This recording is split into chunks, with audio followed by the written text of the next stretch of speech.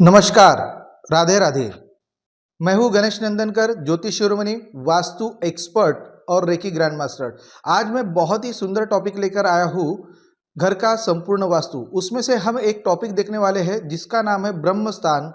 अब यह ब्रह्मस्थान हमारे घर को प्रकाशित करता है, ऊर्जावान बनाता है।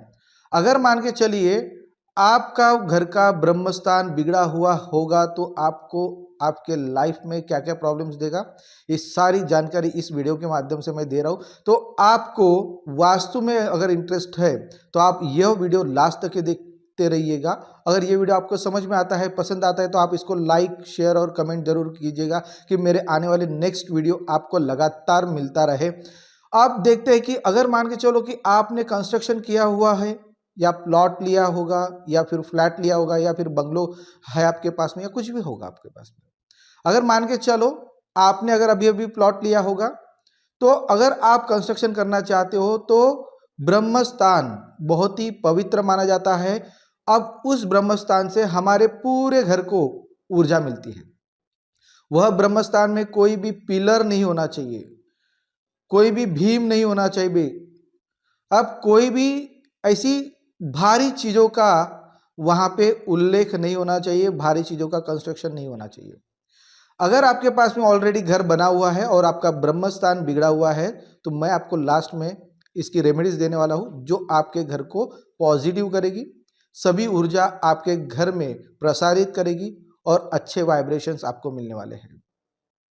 अगर आपने फ्लैट परचेस किया होगा तो अभी यहां पे ब्रह्मस्थान जो है ये डायरेक्टली लैंड से रिलेटेड होता है, जमीन से जुड़ा हुआ होता है।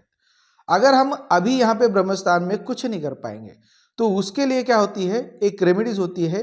अब ब्रह्मस्थान को सुधारने के लिए मेरे पास में एक अरोमा मैं बनाता हूँ, वो ब्रह्म के लिए होता है। और उस अरोमा के थ्रू हम 6 इंची ड्रिल करने के बाद में उस अरोमा को डाला जाता है। अब उस अरोमा का वाइब्रेशन, उस अरोमा की एनर्जी पूरे फ्लैट को एनर्जेटिक बनाती है। उसी तरह से अगर आपका घर है, अगर आपका ब्रह्मस्थान पूरी तरह से बिगड़ा हुआ है तो आपको नकारात्मक वाइब्रेशंस मिलेंगे। आपके जॉब में या आपके बिजनेस में आपको फायदा नहीं मिलेगा। आपके बच्चे आपका कहना नहीं मानेंगे। आपके घर में बहुत सारे कलह निर्माण होंगे, पति पत्नी के झगड़े होंगे, या फिर आपके बच्चे आपसे दूर हो जाएंगे। इस तरह की एनर्जी अगर नकारात्मक रही तो आपको क्या करना है, एक कलश बनाना है। अब अगर आपका घर है तो उसमें सबसे पहले अगर आपने टाइल्स लगा ली हो तो उसको आपको तो फोड़ना पड़ेगा, ठीक है। अगर आप नहीं फोड़ सकते तो उसके लिए सेकंड मैं आपको ट्रिक्स या उपाय देने जाने वाला हूँ।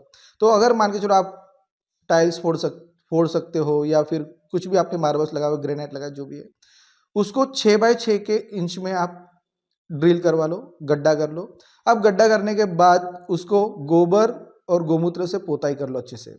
अब पोताई करने के बाद में क्या करना है, आपको वहां पे पूरे अच्छी तरह से चावल भी यानी डाल देना है अच्छे से पूरे इसमें, ठीक है। 6 बाय 6 के इसमें आप 1 इंची तक पूरा चावल से उसको ढक दो।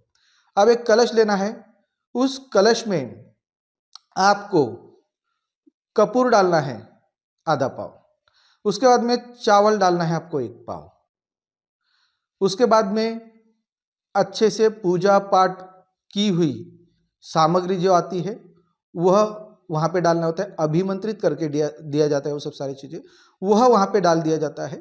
अब उस कलश को अच्छी तरह से रेड कपड़े से क्या करना है, आपको लपेटना है, बांधना है, और माँ लक्ष्मी और भगवान श्री हरि विष्णु से प्रार्थना करनी है कि यह जो ब्रह्मस्थान है इसमें आपका आशीर्वाद मिले, और यह ब्रह्मस्थान हमारे घर को ऊर्जा दे, हमारे घर में स्वस्थ सभी को रखे, मानसिकता अच्छी रखे, स्पष्टता आए, बिजनेस में तरक्की हो जाए, हमारे घर में जो भी वाद विवाद चल रहा हो उसे दूर करे। कोई भी नकारात्मक ऊर्जा अगर हमारे पास में आ रही है तो उसको अटैक कर रही है तो उसको दूर करने का प्रयास करें। अगर आप ये सब करते हो तो आपके घर में एक पॉजिटिव ट्रांसफॉर्म जनरेट हो जाता है, और उसके बाद में आपको रिजल्ट मिलने वाले आप ही खुद बताएंगे। मेरे इस वीडियो में एक नंबर चलता रहता है, वो मेरा पर्सनल है। आपको जो भी एक्सपीरियंस आता है उस वास्तु में जो भी दोष है उसका रेमेडीज मैंने जो बताया, डायरेक्टली आप मुझसे कंसल्ट कर सकते हो। अगर आपको पत्रिका भी दिखानी है तो उसी में जो मेरा नंबर है वीडियो में जो चल रहा है उसी के ऊपर में कॉल करके आप मुझे अपनी पत्रिका जन्म कुंडली भेज सकते हो, जिसके माध्यम से मैं आपके कुंडली का एनालिसिस करके आपको एक अच्छा सा मार्गदर्शन करूं और आपको एक अच्छा सा गाइडलाइन करूं। क्योंकि मैंने जो 13 सालों में यहाँ पे नागपुर में मेरी क्लासेस चलती है, 10 सालों से मैं यहाँ पे क्लासेस ले रहा हूँ ऑफलाइन, और 4-5 साल हो गए मैं ऑनलाइन भी क्लासेस चला रहा हूँ यहाँ पे।